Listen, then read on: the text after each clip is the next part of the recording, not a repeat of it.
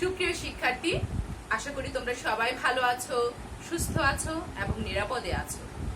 Online ক্লাসে তোমাদের সবাইকে স্বাগত জানাচ্ছি। আমি আইনুন নাহার, প্রভাষক, Lakers public school and college, Rangamati. সুপ্রিয় নবম এবং দশম শ্রেণীর শিক্ষার্থী, আজ আমি তোমাদের ব্যবসায়ী উদ্যোগ অষ্টম অধ্যায় ব্যবসা প্রতিষ্ঠানের ব্যবস্থাপনা এই অধ্যায়টি নিয়ে আলোচনা করব। এই অধ্যায়টি থেকে এটাই প্রথম ক্লাস। এই অধ্যায় থেকে আমরা সাধারণত যে বিষয়গুলো সম্পর্কে জানতে পারবো সেটা হচ্ছে ব্যবস্থাপনা কি, ব্যবস্থাপনার কার্যাবলী, পরিকল্পনার ধারণা এবং পরিকল্পনার কার্যাবলী, সংগঠিতকরণের ধারণা, সংগঠিতকরণের কার্যাবলী, একজন আদর্শ নেতার গুণাবলী এবং উত্তম নেতৃত্বের বিভিন্ন ধরনসমূহ সম্পর্কে জানতে পারবো। সুপ্রিয় শিক্ষার্থী, আজকে আমি তোমাদেরকে শুরুতেই ব্যবস্থাপনার ধারণা ও ব্যবস্থাপনার কার্যাবলী এই বিষয়টি নিয়ে আলোচনা করব। আশা করছি তোমরা পুরো ক্লাস সম্পূর্ণভাবে ভালোভাবে মন দিয়ে দেখবে এবং অবশ্যই তোমাদের পাঠ্য বইটা সাথে নিয়ে বসবে, কারণ আমি যে টপিকস নিয়ে আলোচনা করব তার সাথে সাথে অবশ্যই তোমরা পাঠ্য বইয়ের সাথে মিলাবে এবং সেইখান থেকে যে বহু নির্বাচনীগুলো পাবে সেটা তোমরা নিচে দাগ দিবে। চলো সুপ্রিয় শিক্ষার্থী, তাহলে আমরা মূল ক্লাসে চলে যাই। আমরা ব্যবস্থাপনার ধারণা, ব্যবস্থাপনা বলতে আসলে আমরা কি বুঝি? দেখো, ব্যবস্থাপনা বিষয়টা আমি খুব জটিল ভাবে তোমাদেরকে বোঝাচ্ছি না, খুব সহজ সরল এবং আমাদের প্রত্যেক দৈনন্দিন জীবনের সাথে যেভাবে মিল রয়েছে সেটা দিয়ে বোঝানোর চেষ্টা করছি। আশা করছি তোমরা বুঝতে পারবে এবং আমার কথাগুলো মন দিয়ে শোনার চেষ্টা করবে, তাহলে বুঝতে পারবে যে ব্যবস্থাপনা বিষয়টা কি। দেখো, তোমরা বাসায় থাকো এবং তোমাদের প্রত্যেকের বাসায় তোমাদের মা আছেন। সেই মাকে তোমরা দেখবে যে তোমাদের বাবা উপার্জন করে তোমার মায়ের হাতে কিছু নগদ অর্থ তুলে দেয়। সেই নগদ অর্থ দিয়ে তোমার মা একটা পরিবারের একটা নির্দিষ্ট সময় পর্যন্ত, সেটা 15 দিন হতে পারে বা 1 মাস হতে পারে, সেই সময়টা পর্যন্ত কিভাবে পরিচালনা করবে তা তিনি আগেই চিন্তা ভাবনা করেন এবং সেই চিন্তা ভাবনা করার পরে উনি কি করেন, কোন টাকাটা কিভাবে খরচ করবেন সেটা আগে থেকে পরিকল্পনা করে নেন। এরপরে উনি সেটাকে বাস্তবায়ন করার জন্য কোন খাতে কিভাবে কি করবেন সেটা বাস্তবায়ন করার জন্য যা যা করণীয় সেটা করেন। এবং এই ক্ষেত্রে ওনার যদি একটা প্রতিষ্ঠান, একটা পরিবারের যদি কম বেশি কোনো কিছু বাড়তি কোনো কিছু যদি কিনতে হয়, যদি সে বাজেটের মধ্যে যদি না পোষায় উনি সেটা কাট করেন, সেটা কেটে রেখে দেন, পরবর্তী মাসের জন্য সেটা হয়তো রেখে দেন, বা যে জিনিসটা একেবারেই প্রয়োজন সেই জিনিসটাই উনি করেন। সেই সব জিনিসগুলোই নিয়েই উনি কি করেন, সেই যে নির্দিষ্ট পরিমাণ অর্থ আছে সেই অর্থটা দিয়ে উনি ওই নির্দিষ্ট সময়টার মধ্যে ওনার পরিবারটাকে বা আমাদের প্রত্যেকের পড়ালেখার খরচ, বিভিন্ন চাহিদা মোতাবেক খাবার দাবার, আমাদের চিকিৎসা, আমাদের অন্যান্য যাবতীয় যা কিছু আছে সবকিছু উনি মেনটেন করেন বা উনি ব্যবস্থাপনা করেন। সেই জিনিসটাকে, এই যে মায়ের যে কাজটা, সেটাকেই বলছি আমরা ব্যবস্থাপনা। এখন এটা আমাদের প্রত্যেক দৈনন্দিন জীবনের কথা বলছি। এবার আসো যে আমরা প্রাতিষ্ঠানিকভাবে ব্যবস্থাপনা বলতে কি বুঝি। প্রাতিষ্ঠানিকভাবে আমি যদি ব্যবস্থাপনা বলতে কি বুঝি সেটা বোঝানোর আগে তোমাদেরকে একটা ছোট্ট ঘটনা বলি। ঘটনাটা হচ্ছে এরকম, একজন ব্যক্তি বা তার নাম ধরলাম মালিক বা অন্য কিছু হতে পারে, যাই হোক, এই মালিক সাহেব একটা দোকানে কাজ করছেন। তার দোকানে বেশ সুনামর্জিত হয়েছে, যার ফলে উনি এখন সেই দোকানের পরিধি বৃদ্ধি করেছেন। এখন এই পরিধি বৃদ্ধি করার ফলে উনি একা সেটাকে মেনটেন করতে পারছেন না। উনি কি করলেন, একজন সহকারী নিয়োগ দিলেন।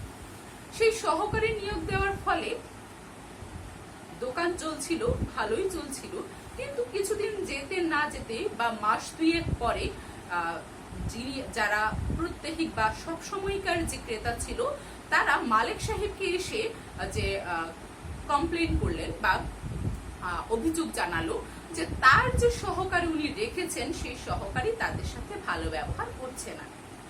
মালিক সাহেব তাদের সবার অভিযোগ খুব ভালোভাবে গভীর মনোযোগ সহকারে শুনলেন এবং তাদেরকে বললেন যে হ্যাঁ, তার এই অনাকাঙ্ক্ষিত ব্যবহারের জন্য উনি দুঃখিত এবং ওকে উনি যথাযথভাবে সেটা বুঝিয়ে বলবেন।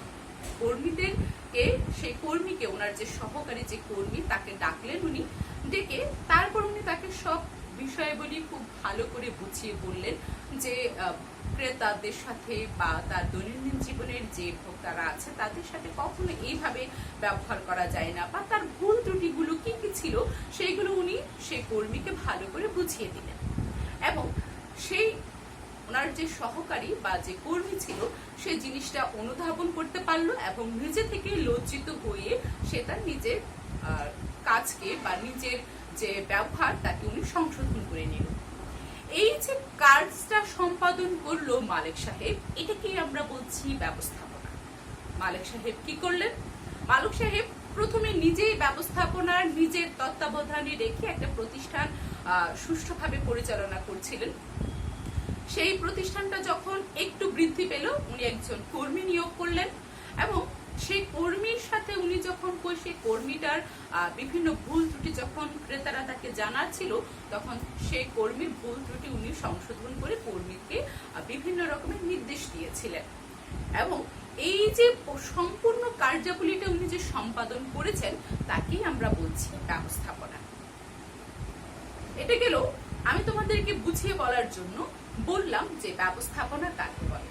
চলো এইবার আমরা পাঠ্য বইয়ের ভাষায় ব্যবস্থাপনা কাকে বলে তা একটু দেখি।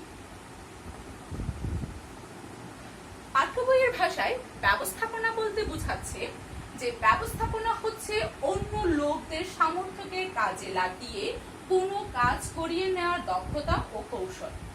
বিষয়টা কি একটু আমরা যদি লক্ষ্য করি, বলছে কি ব্যবস্থাপনা হচ্ছে অন্য লোকের সামর্থ্য। অন্য লোকের সামর্থ্য মানে অন্য যেই সকল কর্মীরা থাকবে প্রতিষ্ঠানে তাদের সামর্থ্যকে বোঝাচ্ছে। অন্য লোকদের সামর্থ্যকে কাজে লাগিয়ে কোনো কাজ করিয়ে নেওয়ার দক্ষতা ও কৌশল।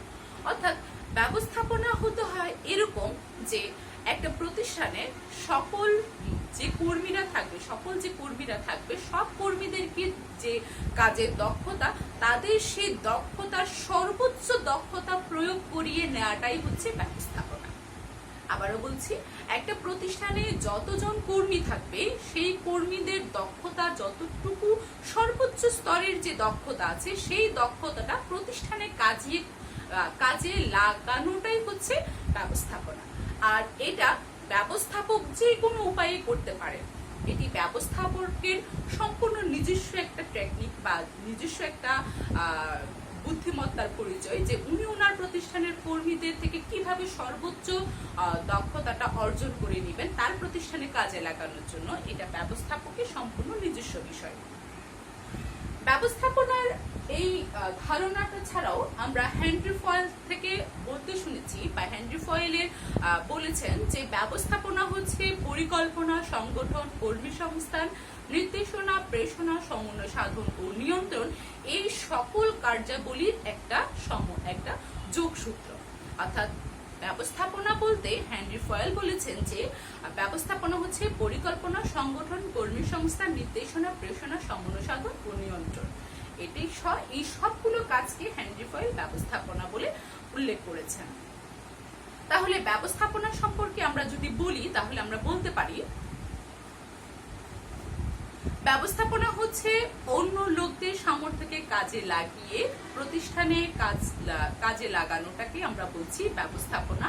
আর হেনরি ফয়েলের ভাষায় আমরা বলবো যে ব্যবস্থাপনা হচ্ছে পরিকল্পনা, সংগঠন, কর্মী সংস্থা, নির্দেশনা, প্রেষণা ও সমন্বয় সাধন। তাহলে ব্যবস্থাপনা কি বা ব্যবস্থাপনার ধারণা কি সেটা আমি তোমাদেরকে বোঝাতে সম্মত হয়েছি বলে আমি মনে করছি। সুপ্রিয় শিক্ষার্থী, চলো এবার আমরা ব্যবস্থাপনার কার্যাবলীতে যাই। হেনরি ফয়েল ব্যবস্থাপনা সম্পর্কে যে জিনিসগুলোর কথা বলেছেন, যে 7টা বিষয়ের কথা হেনরি ফয়েল উল্লেখ করেছেন, বস্তুত আমরা সেই 7টা বিষয়বস্তুকে কিন্তু আবার ব্যবস্থাপনার কার্যাবলীর রূপেই পাই। অর্থাৎ ব্যবস্থাপনা কি কি কার্য সম্পাদন করে এটা যখন আমরা খুঁজতে যাই তখন আমরা হেনরি ফয়েলের সেই 7টা কাজকেই কিন্তু খুঁজে পাই। অর্থাৎ ব্যবস্থাপনা কি করে? পরিকল্পনা করে, সংগঠিতকরণ করে, কর্মী সংস্থান, নির্দেশনা, প্রেরণা, সমন্বয় সাধন এবং নিয়ন্ত্রণ, এই সকল কার্যাবলীগুলোই ব্যবস্থাপনা কার্যাবলী। এই ব্যবস্থাপনার কার্যাবলীকে আমরা আবার ব্যবস্থাপনা চক্র বলেও উল্লেখ করি। ব্যবস্থাপনার কার্যাবলীকে আমরা আবার ব্যবস্থাপনার চক্র বলেও উল্লেখ করি। ব্যবস্থাপনার এই চক্র বা ম্যানেজমেন্ট হুইল, এই চাকাটাকে বিভিন্ন ভাবে তোমাদের বিভিন্ন বোর্ড প্রশ্নে আসতে দেখা যায়। সেই হিসেবে তোমরা একটু মনোযোগ দিয়ে এই চাকাটা বা এই বৃত্তটা একটু ভালো করে দেখবে। এটা তোমাদের বইয়ে ঠিক এইভাবে দেওয়া নাই, কিন্তু আমি তোমাদেরকে এভাবে করে দিলাম, কিন্তু বিভিন্ন বোর্ডে এইভাবে প্রশ্নটা আসে। তো আমরা দেখি, চলো। ব্যবস্থাপনার কার্যাবলী প্রথম ধাপে আছে পরিকল্পনা, তারপর হচ্ছে সংগঠিতকরণ, কর্মী সংস্থান 3 নম্বরে আছে, 4-এ আছে নির্দেশনা, 5-এ আছে প্রেরণা, 6-এ আছে সমন্বয় সাধন এবং 7-এ আছে নিয়ন্ত্রণ। এখন এই 7 নম্বর নিয়ন্ত্রণের পরেই কিন্তু আবার 1 নম্বর পরিকল্পনা ধাপটি হবে। সেই জন্য এটা একটা চক্র বা একটা চাকা। এই চক্র বা চাকাটা এই জন্যই বলছে যে পরিকল্পনার পরেই কিন্তু সংগঠিতকরণ, পরিকল্পনার পরে কোনোভাবেই কর্মী সংস্থান হবে না। এটি প্রতিটা ধাপ এইভাবে চাকার মতো বা ঘূর্ণায়মানই থাকবে। কখনো কোনো উপাদান এখানে এদিক ওদিক হওয়ার কোনো সুযোগ নেই। পরিকল্পনার পরেই সংগঠিতকরণ হবে, সংগঠিতকরণ পরেই কর্মী সংস্থান হবে, এভাবেই যাবে। এবং সর্বশেষ 7 নম্বর নিয়ন্ত্রণের পরেই কিন্তু আমরা আবার পরিকল্পনায় যাব। অর্থাৎ নিয়ন্ত্রণের পরে একটা কার্য শেষ হলে আরেকটি কার্য এসে যখন করবে, তখন আমরা আবার নতুন করে পরিকল্পনা করব। তাহলে এইবার চলো আমরা এর কার্যাবলীগুলো একটু আলোচনা করি। এগুলোর প্রতিটা বিষয় আলাদাভাবে বিশদভাবে বর্ণনা করা আছে। আমি তোমাদেরকে ছোট্ট করে একটু করে শুধু বলে যাব। পরিকল্পনা অর্থাৎ ভবিষ্যতে কি কাজ করা হবে, কোন সময়ের জন্য করা হবে, কতটুকুর জন্য করা হবে, এই সকল যাবতীয় চিন্তা ভাবনা, অগ্রিম চিন্তা ভাবনা করে রাখতে আমরা বলছি পরিকল্পনা। কোনো কাজ ভবিষ্যতে করা হবে, সেই কাজ সম্পর্কে অগ্রিম চিন্তা ভাবনা করে নেওয়াটাকে আমরা বলছি পরিকল্পনা। তারপর বলছি সংগঠিতকরণ। পরিকল্পনা মাফিক বা পরিকল্পনা যেইভাবে করা হয় সেইভাবে আমরা বিভিন্ন এলিমেন্টস বা বিভিন্ন উপকরণ, মানবীয় উপকরণ, অমানবীয় উপকরণ, মানে মানবীয় উপকরণ হচ্ছে কর্মীর দক্ষতা, এই সকলগুলো, আবার অমানবীয় উপাদান যেটাকে আমরা বলছি দালান কোঠা, তারপর যন্ত্রপাতি, এই সব কিছুকে একত্রিত করাটাকে আমরা বলছি সংগঠিতকরণ। তারপর হচ্ছে কর্মী সংস্থান। কর্মী সংস্থান আমরা বলছি যে প্রতিষ্ঠানের কর্মী, দক্ষ এবং যোগ্য কর্মী বেছে নেওয়াকে আমরা বলছি কর্মী সংস্থান। তারপর 4 নম্বরে আছে নির্দেশনা। এই কর্মীরা যাদেরকে আমি বেছে নিয়েছি সেই কর্মীদেরকে সুষ্ঠুভাবে, অর্থাৎ সেই কর্মীদেরকে যথাযথভাবে নির্দেশনা যদি দেয়া না যায় তাহলে কিন্তু কখনোই কাজে সুফল আসবে না। একজন কর্মী কি করতে হবে আর কি করবে না সেই সম্পর্কে সে যদি সুস্পষ্ট ধারণা না পায় তাহলে কিন্তু কাজের শতভাগ প্রাপ্তির কোনো সম্ভাবনা থাকে না। নির্দেশনা সেই জন্য খুবই গুরুত্বপূর্ণ। তারপর হচ্ছে পরিকল্পনা। এই পরিকল্পনাটাও কর্মী কেন্দ্রিক, অর্থাৎ প্রেরণা আমি যখন দিব কর্মীদেরকে, প্রেরণা 5 নম্বরের প্রেরণা, আমি যখন কর্মীদেরকে প্রেরণা দিব তখন আমাকে কিন্তু কর্মীদের অনেক সময় অনেক ধরনের মানসিক বা অনেক ধরনের আর্থিক বিভিন্ন রকমের চাহিদা থাকতে পারে। সেই চাহিদাগুলো একজন ব্যবস্থাপককে অনুধাবন করতে হবে। অনুধাবন করে তাকে সেইভাবেই প্রেরণা দিতে হবে। প্রেরণা মানে উৎসাহ উদ্দীপনা। প্রেরণা মানে উৎসাহ উদ্দীপনা। কাকে দিবে উৎসাহ উদ্দীপনা? কর্মীকে দিবে। কর্মীরা তাদের কাজ করতে করতে বিভিন্ন রকমের প্রাত্যহিক বা দৈনন্দিন জীবনে বা তাদের বিভিন্ন মানসিক দিক থেকে বিভিন্ন রকমের তাদের চাহিদা তৈরি হতেই পারে।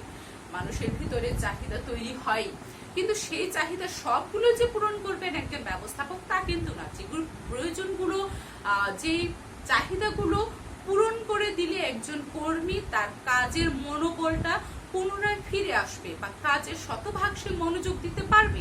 সেই চাহিদাগুলো একজন ব্যবস্থাপক পূরণ করেন। সেই পূরণ করার মাধ্যমে কর্মীকে কি করেন? প্রেরণা দান করেন। প্রেরণা মানে উৎসাহ দেওয়া, উদ্দীপনা দেওয়া।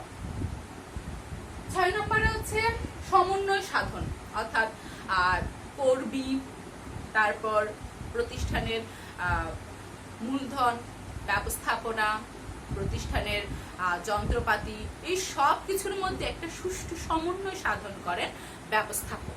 এবং এইটাও কিন্তু একজন ব্যবস্থাপকের কিন্তু এই কাজটা অত্যন্ত গুরুত্বপূর্ণ। সঠিক সমন্বয় সাধনের জন্য যেমন সঠিকভাবে মশলা যদি আমি একটা খাবারে না দিই তাহলে কিন্তু রান্নার মজাটা যেমন তৈরি হয় না, সকল উপাদান থাকার পরেও ঠিক সমন্বয় সাধনও একই রকম। মানে একটা প্রতিষ্ঠানের সকল উপাদানগুলো যথাযথভাবে দেয়াটাই হচ্ছে সমন্বয় সাধন। তারপর হচ্ছে 7 নাম্বার নিয়ন্ত্রণ। নিয়ন্ত্রণ হচ্ছে প্রতিষ্ঠানে যেটা বর্ধিত হচ্ছে সেটা কেটে ছোট করে ফেলতে হবে।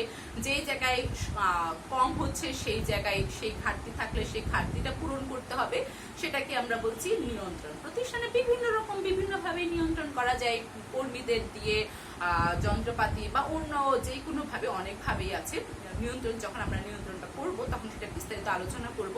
তবে নিয়ন্ত্রণ বলতে আমি এটুকু বুঝিয়ে দিই, নিয়ন্ত্রণ হচ্ছে প্রতিষ্ঠানে যেই জায়গায় বর্ধিত হচ্ছে সেই জায়গাটা কেটে ছোট করে রাখা এবং যেই জায়গায় ঘাটতি আছে সেই জায়গায় সেই ঘাটতিটা পূরণ করে দেওয়াটাকে আমরা বলছি নিয়ন্ত্রণ। অর্থাৎ প্রতিষ্ঠানের বাড়তি যদি কিছু হয় সেটাকে আমরা কমিয়ে ফেলবো, আর যেই জায়গায় ঘাটতি থাকবে সেটা কর্মী হোক বা মূলধন হোক বা সুনাম হোক, যেটাই প্রতিষ্ঠানের ঘাটতি থাকবে সেই ঘাটতিটা পূরণ করার লক্ষ্যে কাজ করব, সেটাকে আমরা বলছি নিয়ন্ত্রণ। সুপ্রিয় শিক্ষার্থী, আজ আমি তোমাদেরকে ব্যবস্থাপনার ধারণা এবং ব্যবস্থাপনার কার্যাবলী সম্পর্কে বুঝিয়ে দেওয়ার চেষ্টা করেছি। এই অধ্যায় থেকে প্রায় সময় ব্যবস্থাপনার কার্যাবলী এই চক্রটি বিভিন্ন বোর্ডে আসতে দেখা যায়। আমি তোমাদেরকে এই চক্রটি বুঝিয়ে দেওয়ার চেষ্টা করেছি। তোমরা নিজেরা তোমাদের বইয়ে বা তোমাদের নোটে এই চক্রটা তুলে রাখবে। এই চক্রটা যদি তোমরা একটু ভালো করে পড়ো তাহলে আমি আশা করছি বোর্ডের বিভিন্ন প্রশ্নের উত্তরগুলো তোমরা সুন্দর করে দিতে পারবে। সুপ্রিয় শিক্ষার্থী, সবাই ভালো থাকবে, সুস্থ থাকবে। পরবর্তী ক্লাসে পরবর্তী অধ্যায় নিয়ে আলোচনা করব, পরবর্তী টপিকস নিয়ে আলোচনা করব। ততক্ষণ পর্যন্ত সবাই ভালো থাকবে। ধন্যবাদ সবাইকে।